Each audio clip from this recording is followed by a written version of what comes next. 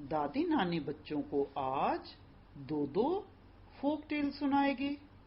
पहली कहानी छोटी है और दूसरी कुछ लंबी। तो बच्चे पहले छोटी कहानी सुनेंगे। बहुत पहले की बात है, धरती पर 2 सालों तक बिल्कुल वर्षा नहीं हुई। बरसात ना होने की वजह से अकाल पड़ गया। सारे तालाब सूख गए। अपने तालाबों को सूखता देखकर मेंढक को चिंता हुई। उसने सोचा, अगर तालाब सूख गया तो वो भूखा मर जाएगा। उसने सोचा, इस अकाल के बारे में स्वर्ग में जाकर वो राजा को बताएगा। साहस करके मेंढक अकेला ही स्वर्ग की ओर चल पड़ा। रास्ते में उसे मधुमक्खियों का एक झुंड मिला। मक्खियों के पूछने पर उसने बताया कि भूखे मरने से तो अच्छा है कुछ किया जाए। मक्खियों का भी हाल अच्छा नहीं था। जब सूखा पड़ गया और फूल ही नहीं रहे तो उन्हें शहद कहां से मिलेगा। वो भी मेंढक के साथ चल दी। आगे जाने पर उन्हें एक मुर्गा मिला।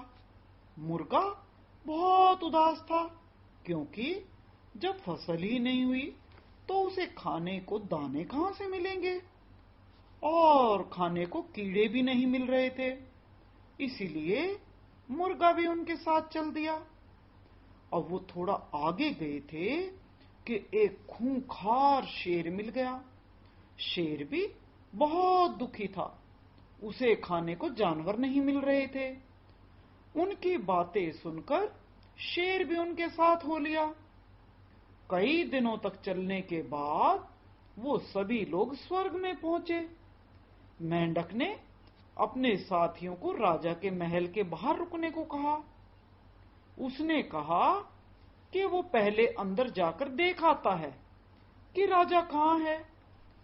मेंढक उछलता हुआ महल के भीतर चला गया। कई कमरों में से होता हुआ वो राजा तक पहुंच ही गया। राजा अपने कमरे में बैठा था और परियों के साथ बातें कर रहा था।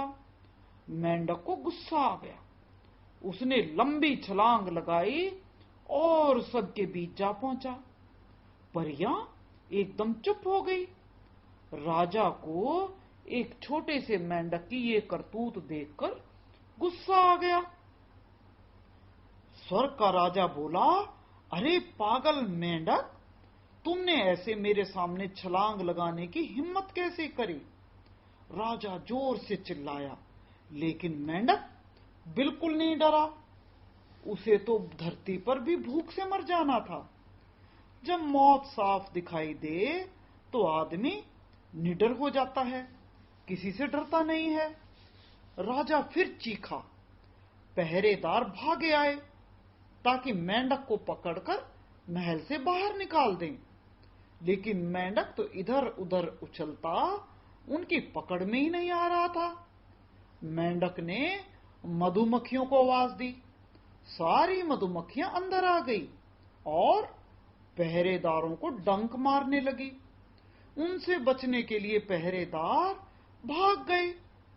राजा हैरान था। उसने तूफान के देवता को बुलाया, पर मुर्गे ने शोर मचाया और पंख फड़फड़ाकर उसे भगा दिया। तब राजा ने अपने कुत्तों को बुलाया। उसके लिए तो भूखा खूंखार शेर पहले ही तैयार बैठा था। अब राजा ने डरकर मेंढक की ओर देखा। मेंढक ने कहा, महाराज, हम तो आपके पास प्रार्थना लेकर आए थे। धरती पर अकाल पड़ गया है, हमें तो बारिश चाहिए। राजा, स्वर्ग का राजा, इन सब से बहुत परेशान हो गया था। अपना पीछा छुड़ाने के लिए कहा, अच्छा चाचा, मैं बारिश को भेज देता हूं। जब वो सभी धरती पर आए तो बारिश भी उनके साथ थी। इसीलिए कई लोग तो मेंढक को स्वर्ग का चाचा भी कहकर बुलाते हैं। कहते हैं वियतनाम में जब बारिश होती है और मेंढकों की आवाज सुनाई देती है, सब लोग कहते हैं, चाचा आ गया। लगता है बारिश भी आती होगी। तो बच्चों, ये तो थी छोटी कहानी। अब दादी नानी बच्चों को एक और कहानी सुनाएगी, थोड़ी सी इससे बड़ी कहानी। एक चिड़िया के जोड़े ने अंडे देने के लिए घोंसला बनाया। उन्होंने एक बूढ़े साधु से पूछकर उसकी लंबी दाढ़ी में अपना घोंसला बनाया और उसमें 2 अंडे दिए। शाम को चिड़िया अंडे सेने लगी और चिड़िया के लिए खाने की तलाश में गया। जब वो खाना लेने के लिए गया, एक बड़ा सा सुंदर कमल का फूल था। वो उस पर बैठकर उसका मीठा रस चूसने लगा। तभी रात पड़ गई। रात घिरी। रात होते ही कमल का फूल बंद हो गया। चिड़ा भी उसमें बंद हो गया। वो जब घोंसले पर वापस नहीं आया तो चिड़िया समझी चिड़ा उसे छोड़कर कहीं चला गया है। दूसरे दिन सुबह कमल फिर खिला तो चिड़ा हांफता हांफता वापस घोंसले में पहुंचा। चिड़िया बहुत नाराज थी।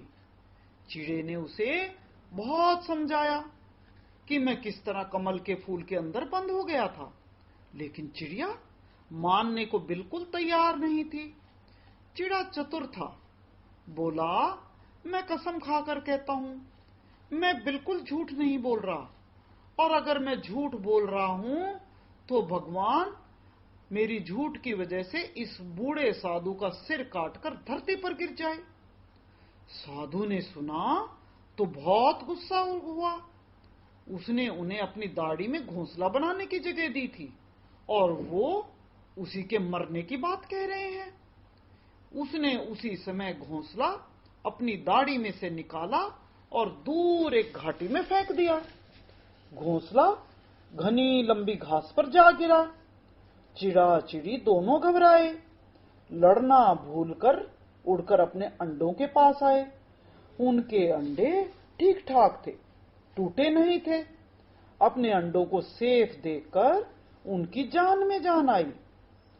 कुछ समय के बाद अंडे फूटे और उसमें से प्यारे प्यारे बच्चे निकलकर चींची करने लगे। वो दोनों बहुत खुश थे। लेकिन एक दिन कुछ लोग घाटी में आए और सफाई करने के लिए उन्होंने घास में आग लगा दी। बच्चे बहुत छोटे छोटे थे, उनके तो पंख भी नहीं निकले थे। दोनों क्या करें? आग लगातार पास आ रही थी। बच्चे उड़ भी नहीं पा रहे थे। चिड़िया ने कहा, मैं बच्चों के ऊपर और चिड़े तुम नीचे रहो। हमें अकेले जीने का क्या फायदा? हम अपने बच्चों के साथ ही जलकर मरेंगे। पहले मैं मरूंगी। लेकिन चिड़ा नहीं माना। बोला, नहीं नहीं, मैं ऊपर रहता हूं, तुम नीचे रहो। फिर चिड़ा बोला, मैं पहले मरूंगा। और इस तरह बहसते बहसते दोनों के डिस्कशन में आखिर में ये डिसाइड हुआ, चिड़ा ऊपर रहेगा। आग के नजदीक आते ही चिड़िया तो एकदम से जल गई और चिड़ा चालाकी से उड़ गया। आग ने घोंसले को जला दिया। चिड़िया अपने बच्चों को छोड़कर नहीं गई। चिड़िया और बच्चे आग में जलकर मर गए और डरपोक चिड़ा तो अकेला ही भाग गया। अब बच्चों, चिड़िया मरकर दूसरे जन्म में एक राजा के यहां पैदा हुई। लेकिन उसे ये याद था कि पिछले जन्म में चिड़े ने उसे धोखा दिया था और उनको छोड़कर डरता हुआ वहां से उड़कर भाग गया था। वो इसीलिए चिड़े से बहुत गुस्से थी और इस नाराजगी की वजह से जब से वो पैदा हुई थी वो बोलती ही नहीं थी। राजा इस बात से बहुत परेशान था कि वो बोलती नहीं है। और चिड़ा भी कुछ समय बाद मर के एक आदमी के रूप में पैदा हुआ। उस राजा ने घोषणा कर रखी थी कि उसकी बेटी राजकुमारी को जो भी बात करना सिखा देगा, राजा उसके साथ राजकुमारी की शादी कर देगा। एक लड़के ने ये बात सुनी। वो बहुत बुद्धिमान था। वो वहां गया, एक बुद्धिमान आदमी के पास गया और उसकी मदद मांगी। बुद्धिमान आदमी चिड़िया के जलने वाली बात जानता था। उसने कहा, शायद तुम्हें याद है कि नहीं, घाटी में जब बड़ी बड़ी घास में आग लगी थी, तुम चिड़िया और बच्चों को जलने के लिए छोड़कर उड़ गए थे। अब तुम वहां जाओ, राजा के सामने तुम उसे चिड़िया और चिड़े की कहानी सुनाना, लेकिन ध्यान करना, यह कहने की बजाय कि तुम चिड़िया और बच्चों को जलता छोड़कर उड़ गए थे, कहना कि चिड़िया घोंसले के ऊपर थी और वो तुम्हें और बच्चों को जलने के लिए छोड़कर उड़ गई थी। ऐसे उस आदमी ने, जो बहुत इंटेलिजेंट था और उसको सब बातें पता थी, उसने उस आदमी को ये बात समझा दी। वो लड़का राजा को साथ लेकर राजकुमारी के पास गया और अपनी कहानी सुनाने लगा। बहुत समय पहले एक सुंदर चिड़िया का जोड़ा था। वो अपने बच्चों के साथ रहते थे। उन्होंने बूढ़े साधु की लंबी दाढ़ी में घोंसला बनाया था, लेकिन किसी बात पर गुस्सा होकर साधु ने घोंसला निकालकर घाटी की घास पर फेंक दिया था।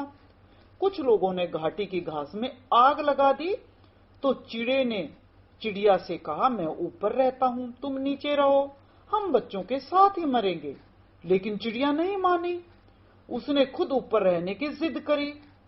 जब आग के पास आई तो वो फुर से उड़ गई और बेचारा चिड़ा बच्चों के साथ जलकर मर गया। ये कहानी उस इंटेलिजेंट आदमी ने इस लड़के को ये बात सुनाई और उसने ये सारी राजकुमारी को सुनाई। राजकुमारी उस लड़के की झूठ को सहन नहीं कर सकी, क्योंकि वो राजकुमारी तो पिछले जन्म की चिड़िया थी और वो तो अपने बच्चों के साथ जलकर मरी थी। उसको बहुत गुस्सा उठा। वो झूठ झूठ बिल्कुल झूठ ये कहकर जोर से चिल्लाने लगी। लड़के ने फिर कहा, नहीं राजकुमारी, सच्चाई तो यही है, चिड़िया तो मरने के डर से उड़ गई थी। अब वो दोनों जिद करने लगे, बहसने लगे। राजा बोला, कौन बचा कौन जला, इस बात को छोड़ो, मेरा तो मतलब ये था कि राजकुमारी बोले और राजकुमारी बोल पड़ी है। अब जो वो इंटेलिजेंट आदमी था, जिसने उस लड़के को, जो पुराने जन्म का चिड़ा था, सारी बात समझाई थी, उसने बताया कि पिछले जन्म का चिड़ा यही था और इसी गुस्से में राजकुमारी बोल नहीं रही थी। राजा ने कहा, चलो देखो, मेरी शर्त थी कि जो भी राजकुमारी को बुलाएगा उसके साथ मैं उसकी शादी करूंगा, तो मैं इसकी शादी तुमसे करता हूं राजकुमारी, और इस जन्म में ये ऐसी कोई गलती नहीं करेगा और कोई धोखा नहीं देगा। और इस तरह से चिड़ा चिड़ी इस जन्म में भी जो राजकुमारी थी और वो लड़का था, उनकी शादी हो गई। दोबारा से इस जन्म में फिर भी वो इकट्ठे